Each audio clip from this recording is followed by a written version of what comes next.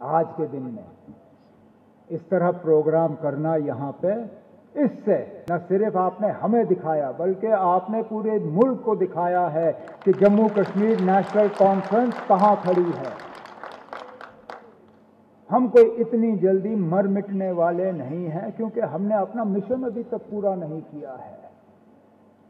हम जिस जिद्दोजहद में लगे हुए हैं, जो हमने इस जम्मू कश्मीर के लिए हासिल करना है,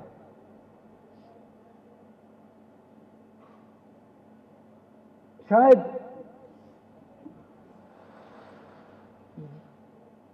ये खासकर मरकजी हुकूमत ये हमें मर मिटते हुए देखना चाहते थे,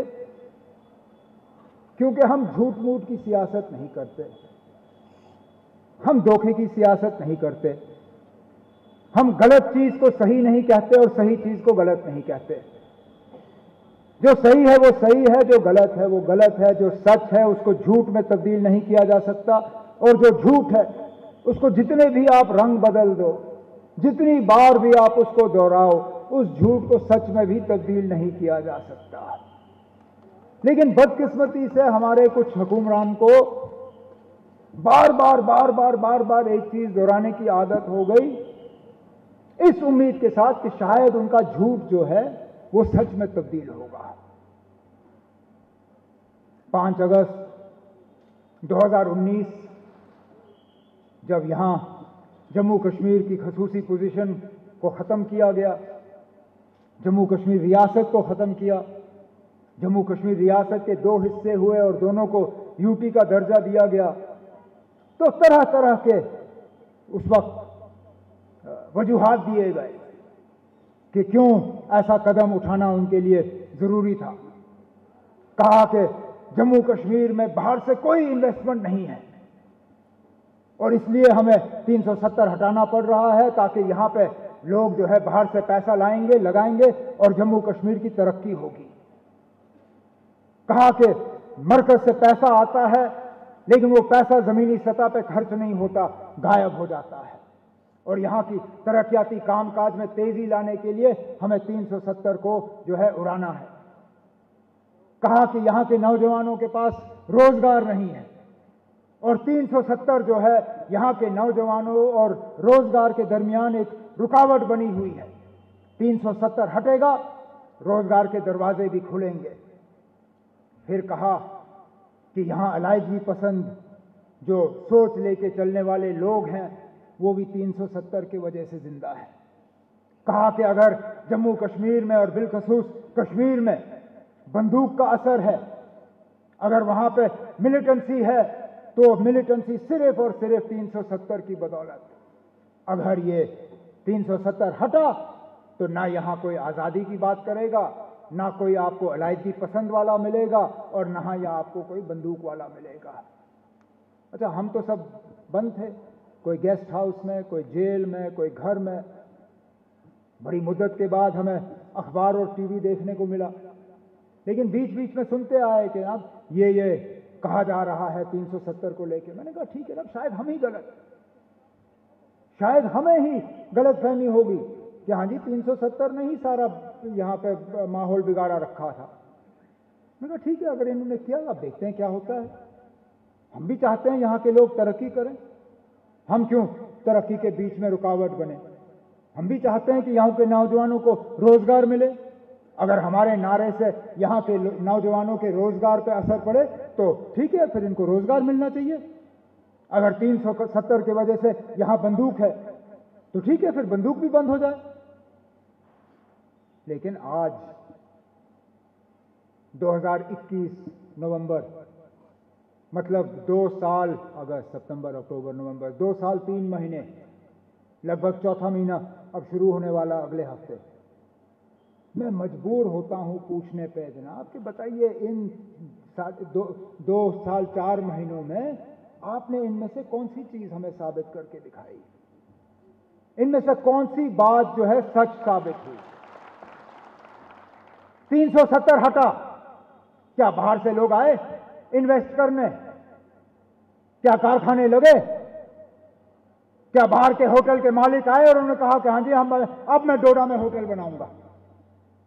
अब मैं कश्तवाड़ में होटल बनाऊंगा, अब मैं ये बगलिहार का जो ये झील है इसके किनारे टूरिज्म का एक विलेज बनाऊंगा। आए लोग पैसा लेके यहां लगाने के लिए। हमें कहा गया था कि अंबानी, टाटा, बिरला फिरला सब आएंगे, कोई नहीं आया। मैं कहा था कि हमारे नौजवानों को अब रोजगार ही रोजगार होगा। किस नौजवान को 5 अगस्त 2019 के बाद रोजगार का ऑर्डर फराहम किया गया? उल्टा जो हमारे प्रोजेक्ट चल रहे थे उन प्रोजेक्ट्स में भी हमारे लोकल लोगों को रोजगार नहीं दिया जा रहा है, और ये सच्चाई है, ये सच्चाई है। अमन की बात, सच्चाई ये है कि जिन इलाकों को हमने अपने दौरे हुकूमत में मिलिटेंसी से खाली कर दिया था, आज वहां फिर से बंदूक का असर है। मैं वजीर आला था, सुजात किचलू साहब मेरे MOS होम थे। हमने श्रीनगर में बंकर के बंकर उड़ा दिए। हम वहां तक हमें अपने आप को ये लग रहा था कि माहौल ठीक है।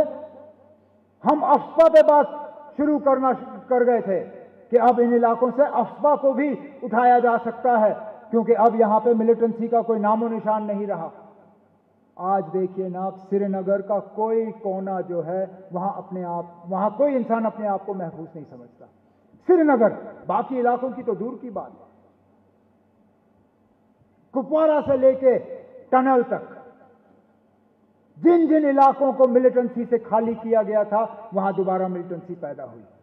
से पहले इलेक्शन की बात हो रही है और आपकी पार्टी कितनी तैयार है? अगर देखा जाए डिलिमिटेशन की मीटिंग सिर्फ एक ही बार यहाँ पर हुई है, आपको अंदर अंदर से बीजेपी को फायदे देने इलेक्शन की तैयारी करना और इलेक्शन कराना, ये इलेक्शन कमीशन का काम है। हमारे इलेक्शन तो वैसे भी बहुत ज़्यादा डिले हुए हैं। 2014 में इससे पहले असेंबली के इलेक्शन हो गए थे। अब 7 साल हो गए हैं इलेक्शन को किए हुए। हम तैयार हैं, जैसे ही इलेक्शन का ब्यूगल बजेगा हम अपने उम्मीदवार जो हैं मैदान में उतारेंगे, और उसके बाद लोगों तक है ना, लोग हमारे साथ कहाँ तक चलने के लिए तैयार होंगे, हमें उनको कन्विंस करना है उसके लिए। जहाँ तक डिलिमिटेशन का सवाल है, डिलिमिटेशन सियासी बुनियाद पर नहीं की जानी चाहिए।